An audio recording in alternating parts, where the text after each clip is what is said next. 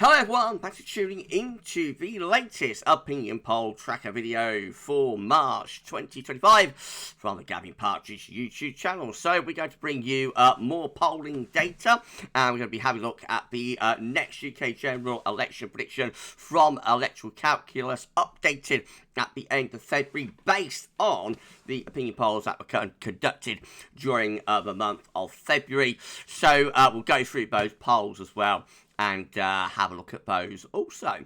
So sit back, relax, enjoy, and I shall talk you through the latest opinion poll tracking video here at Gavin Partridge YouTube channel in a moment. Just say, if you're enjoying the vlogs on the channel, please do like, share, and subscribe. And thank you so much everyone for doing that for gals or weather vids. We do the once a month opinion poll tracking video, and we'll be doing this all the way up to the general election. We're expecting the election to be, well, if it goes well for the government in 2028, if it goes badly for the government, then it's more likely to be in 2029.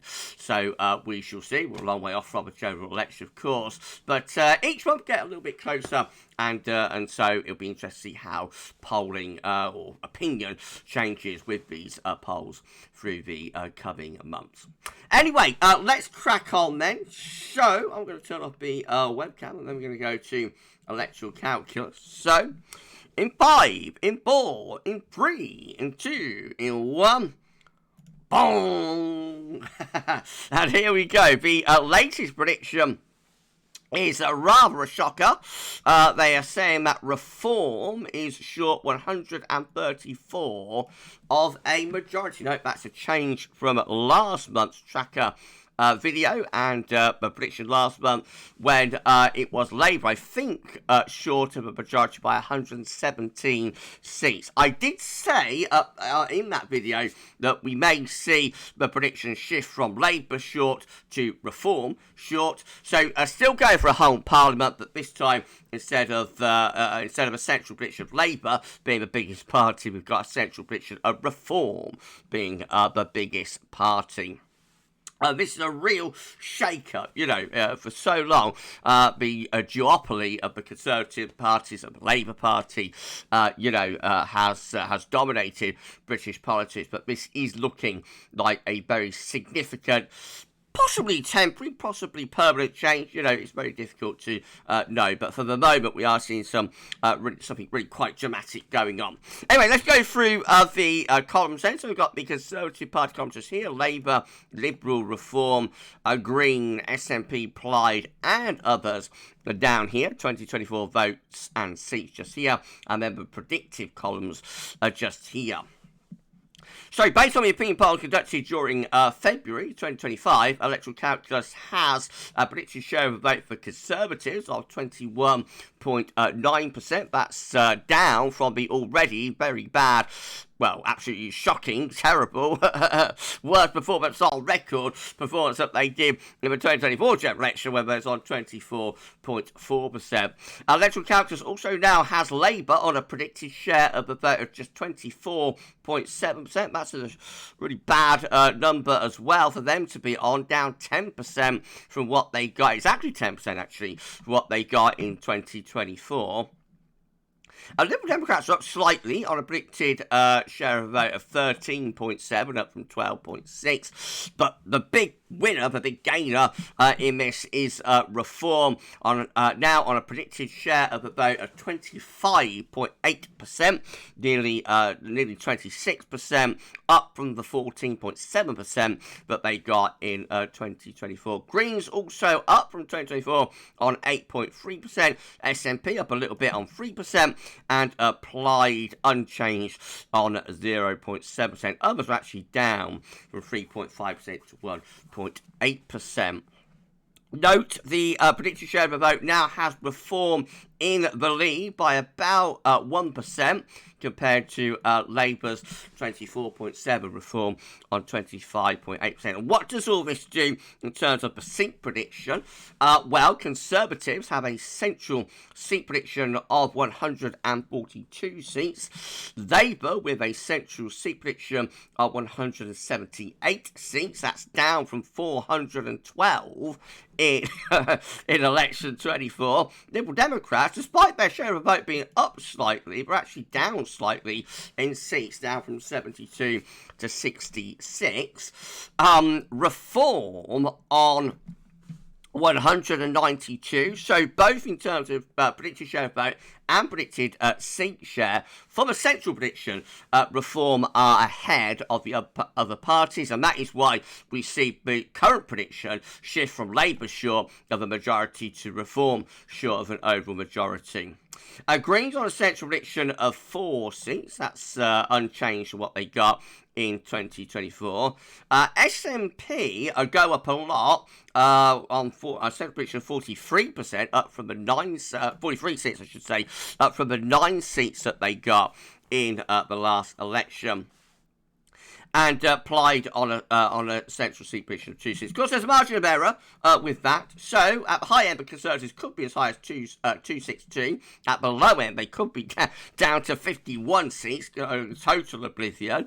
Labour on 327, just about, at their high end, Labour just about still managing to get an overall majority, 326. Well, a little bit less than 326, given that Sinn Féin don't take their seats, but nominally 326 is like the minimum to get a majority of 1, but I say a little bit less than that. So Labour still just about getting an overall majority at their highest end. At their lowest end, they could be as low as 86. Liberal Democrats at their high end could go to 89. At their low end could go to 30.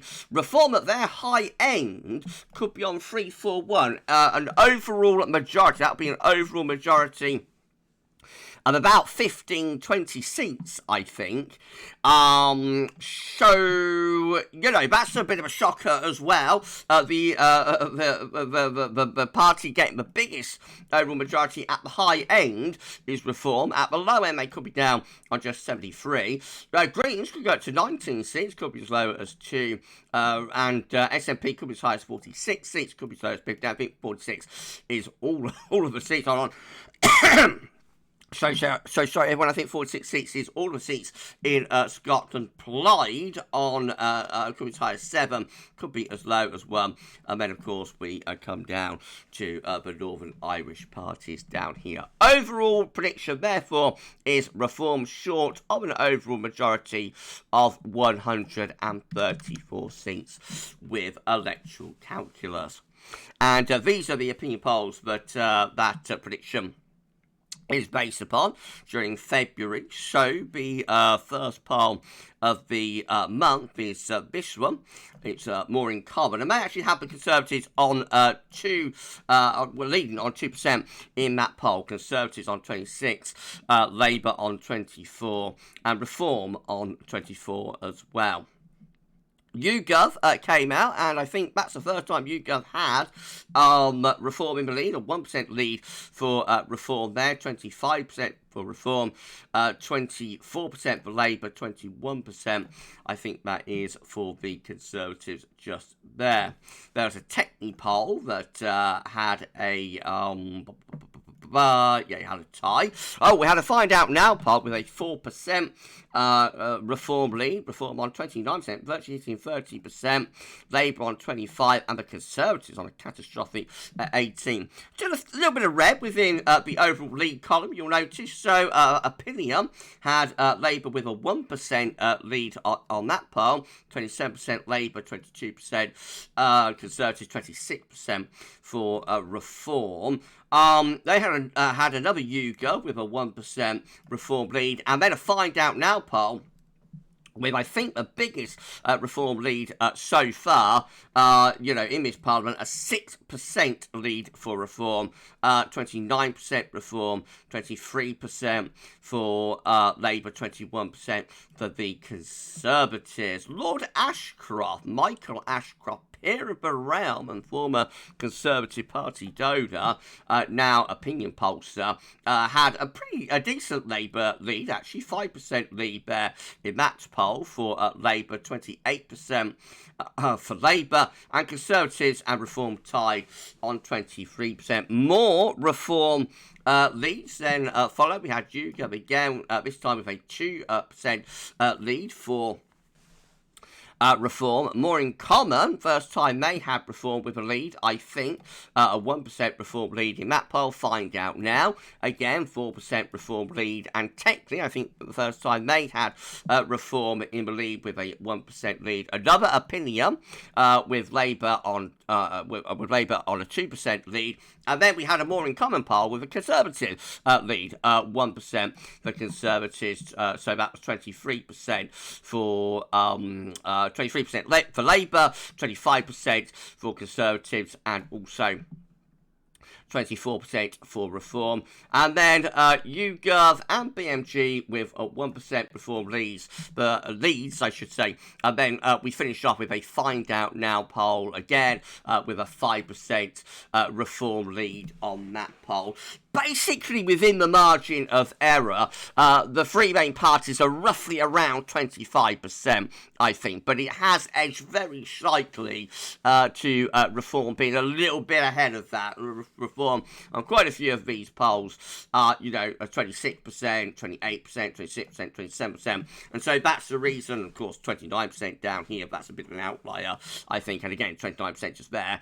Again, a bit of an outlier. But that's the reason that we've seen that shift from Hung Parliament and Labour, the largest party, to Hung Parliament and Reform, largest parties. Just that Reform has edged up by 2 or 3 percentage points during February, from the mid-20s, from about 25% to like the upper 20s%. This is how the overall polling graph is looking. So, of course, last month we explained that we've seen crossover between the Conservatives and Reform. We have now also seen crossover between Reform and Labour. Not sure you can make out Reform line all that well, but this is Reform just here. And there's their current trend line, whereas Labour is just there. And crossover did indeed occur between Reform and also Labour during February. The Conservatives, well, they've arrested their decline, so I suppose that's the one bit of good news for them. They've stabilised, in terms of the drop that we saw at the end of last year for the Conservatives, but nevertheless, they are in a pretty solid third place now, actually, and it's like Reform and Labour duking it out for first place. Notice also quite unusually a tick up for the Liberal Democrats there, the yellow line lifting up. That's quite unusual outside of an election or by-election, local election type period when they get a little bit more publicity. Quite unusual for the Liberal Democrats to lift up. So there must have been some seepage from somewhere to the Liberal Democrats, maybe a bit of Labour to Liberal Democrats or something. And then down here, the green line is virtually unchanged, has ticked up slightly since the start of the year, but not really moving a huge amount. So at the moment, it's the Reform trend line that is in the lead and has crossed over from second to first place with Labour. This is how government approval is currently looking with the YouGov government approval tracker. So we have seen a very, very slight improvement in the government's position, actually, as we've gone into March. So if we go back here, hold on, just to there, we find that on the 9th of February, the tracker was showing that 64% disapproved of the government, while 16% approved of the government and 20% didn't know. As of the 3rd of March, that's changed slightly to 60% disapproving. So that's a slight improvement for the government. Still quite a high number, really, though. And 19% is approving. So 6% disapproving, like 19% disapproving, and I think the number of people that are approving, so it's 60% approving, 60% disapproving, 19% approving, and the grey line here is still a little bit above the approval line, so the number of people that don't know is still very slightly ahead of the number of people approving of the government. But that is a little bit of a improvement for the government, possibly down, I would have thought, to the whole Ukraine crisis and what's been happening in America with Trump and Zelensky and whatnot, probably accounts for that slight improvement in the government's overall approval. But still pretty grim, for quite early on in the Parliament, with less than a year since the last election. That's a still pretty bad position, actually, for the government to be in overall. It'd be interesting to see whether that disapproval number comes down further during March. Right, let's go back to electoral calculus and show, rounding it all up, we see that the central prediction, the current prediction, is reform short of an overall majority by 134 seats. That's a proper hung parliament type territory. In fact, it'd be interesting to see what would be the outcome of that. In theory, you could do so. In theory, let's go with the central predictions. So, of course, Reform could get an overall majority on the high end, as could Labour just. But we could go with the central predictions. So, if we was to put Labour with the Liberal Democrats and with the Greens, I think even with the SNP, it doesn't really work. It still doesn't get to 326. If we put Reform with the Conservatives, you could get a Reform Conservative government out of that. And, of course, one possibility would really shake things up would be a Conservative and Labour coalition. That also would work, I think, in terms of, getting to 326. So there are various possibilities, various combinations that could be done there if that was the end result of the next general election. But, of course, we expect further changes from that over the next few months and years. So it's very unlikely that will be the final result.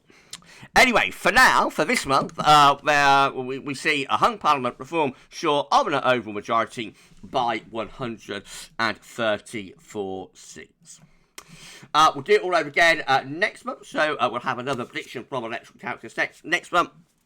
And that will be based on the opinion polls conducted during March. So more about that, same time, same place next month. I'll see you then. If you enjoyed the video, please like, share, subscribe. Thanks so much everyone for doing that. And we'll see you again with more very soon. For this one, that's all for now. And thanks for watching.